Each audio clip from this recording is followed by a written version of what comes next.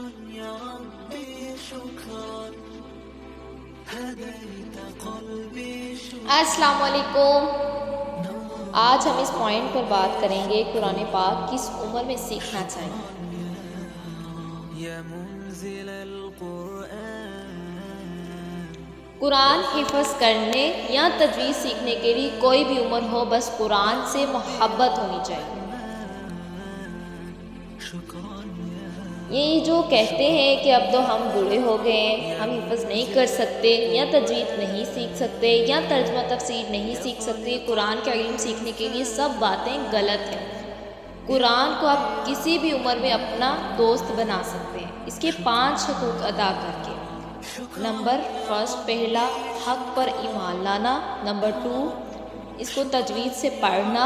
Number 3، اس کو سمجھنا مطلب اس کا ترجمہ تفسیر سیکھنا.